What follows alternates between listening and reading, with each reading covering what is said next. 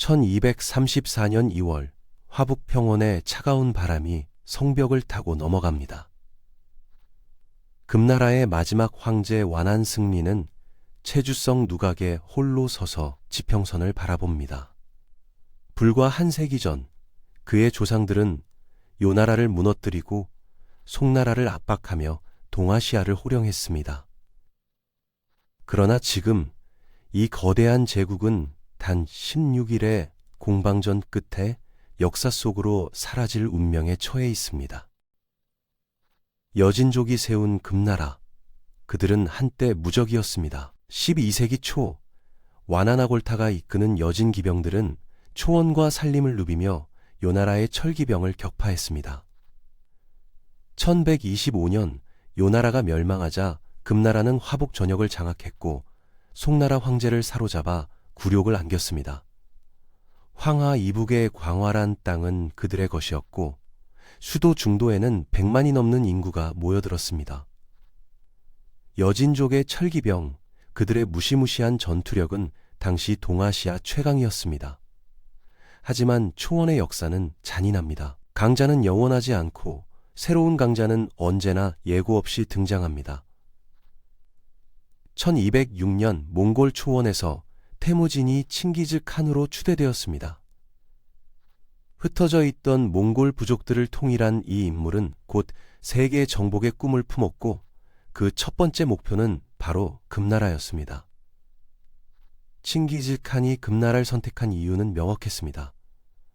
과거 몽골 부족은 금나라의 조국을 바치던 약소 세력이었고 금나라 황제들은 몽골 부족장들을 모욕하고 착취했습니다. 칭기즈 칸의 선조들 역시 금나라의 탄압을 받았습니다. 이제 힘을 얻은 몽골의 지도자에게 금나라는 복수의 대상이자 정복해야 할 거대한 전리품이었습니다. 1211년 칭기즈 칸의 군대가 금나라를 침공했습니다. 초기 전투에서 금나라군은 자신들의 전통적 전술을 구사했지만 몽골군의 속도와 기동력을 따라잡을 수 없었습니다. 몽골 기병들은 말 위에서 태어나 말 위에서 자란 전사들이었습니다. 그들은 후퇴하는 척하다가 급습하고 포위하는 척하다가 빠져나가며 금나라군을 혼란에 빠뜨렸습니다. 야율류과 목화리 같은 거란족과 여진족 장수들이 몽골에 투항하면서 금나라의 전선은 급속도로 무너졌습니다. 더 치명적인 것은 내부의 붕괴였습니다. 금나라는 여진족이 지배하는 다민족 제국이었습니다. 거란족, 한족, 바레인들이 섞여 살았고 이들 사이의 갈등은 항상 존재했습니다. 특히 금나라에 정복당했던 거란족들은 몽골군을 해방자로 여겼고 대거 투항했습니다. 제국의 군사력을 떠받치던 다민족 연합군이 안으로부터 균열되기 시작한 것입니다. 1215년 중도가 함락되었습니다. 칭기즈 칸의 군대는 거대한 수도를 포위했고 한 달 넘는 공방전 끝에 성문이 열렸습니다. 도시는 약탈당했고 수많은 주민이 학살되거나 노예가 되었습니다. 금나라 황실은 남쪽으로 도망쳤고 수도를 개봉으로 옮겼습니다. 한때 동아시아를 호령하던 제국은 이제 황하 남쪽의 좁은 영토에 갇힌 신세가 되었습니다. 하지만 금나라는 쉽게 무너지지 않았습니다. 1227년 칭기즈 칸이 서하 원정중 사망하면서 몽골의 압박은 잠시 완화되었습니다. 금나라는 이 틈을 이용해 재건을 시도했습니다. 완한수서 같은 명장들이 등장해 몽골군을 여러 차례 격퇴했고 일시적으로 반격의 기회를 잡았습니다. 하지만 이것은 폭풍 전야의 고요일 뿐이었습니다.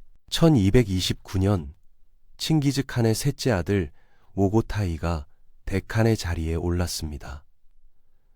그는 아버지의 유지를 받들어 금나라 정복을 최우선 과제로 삼았습니다. 오고타이는 단순한 기병 습격이 아니라 체계적인 정복 전쟁을 준비했습니다. 몽골군은 공성 무기를 개발했고 한족과 거란족 기술자들을 동원해 성곽 공략법을 배웠습니다. 이제 몽골은 초원의 기병만이 아니라 공성전의 전문가로 진화하고 있었습니다. 1230년 오고타이는 대규모 공격을 개시했습니다. 그는 교묘한 전략을 구사했습니다. 몽골군 단독으로 싸우지 않고 금나라의 숙적이었던 남송과 동맹을 맺은 것입니다. 남송은 과거 금나라에게 당한 치욕을 갚고 싶어 했고 몽골의 제안을 받아들였습니다. 남북에서 동시에 압박받은 금나라는 전략적 기피를 완전히 상실했습니다. 금나라 군대는 필사적으로 저항했습니다. 삼봉산 전투에서 금나라 장수 완한압달은 15만 대군을 이끌고 몽골군과 맞섰습니다. 이것은 금나라가 동원할 수 있는 마지막 주력군이었습니다. 전투는 치열했고 초기에는 금나라군이 선전했습니다. 하지만 몽골군의 우회 기동과 남송군의 측면 공격으로 금나라군은 포위되었고 괴멸당했습니다. 이 전투에서 금나라는 회복 불가능한 타격을 입었습니다. 1232년 말 금나라가 통제하는 영토는 개봉 주변으로 축소되었습니다. 황제 완한수선은 절망 속에서 병사했고 그의 조카 완한승린이 마지막 황제로 즉위했습니다.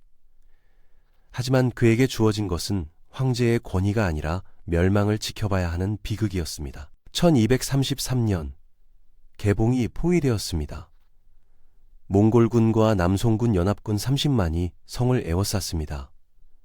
성 안에는 100만 명이 넘는 주민이 갇혀 있었고 식량은 빠르게 바닥났습니다.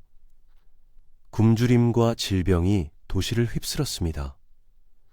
거리에는 시체가 쌓였고 살아남은 사람들은 나무 껍질과 쥐를 먹으며 버텼습니다.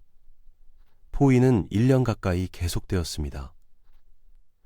1233년 말 개봉은 더 이상 버틸 수 없었습니다. 완한승리는 신하들과 함께 성을 탈출해 체주성으로 도망쳤습니다. 몽골군은 굳이 추격하지 않았습니다.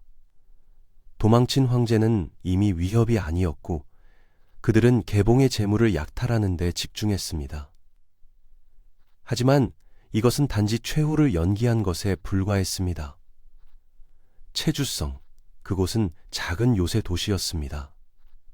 완한승린과 함께 도망친 신하와 병사들은 불과 수천 명이었습니다. 한때 100만 대군을 자랑하던 제국의 군대는 이제 성벽 하나를 간신히 지킬 수 있는 소규모 부대로 전락했습니다. 그러나 그들은 마지막까지 싸우기로 결심했습니다. 1234년 1월 몽골군 사령관 속불대와 남송의 장수 맹공이 체주성을 포위했습니다. 몽골군은 최신 공성 무기를 동원했습니다. 투석기가 불타는 돌을 던졌고 거대한 공성탑이 성벽에 접근했습니다. 성 안의 금나라군은 끓는 기름을 붓고 화살을 쏘며 저항했지만 숫자와 무기의 열세는 극복할 수 없었습니다. 2월 9일 공격이 시작된 지 16일 만에 성벽이 무너졌습니다.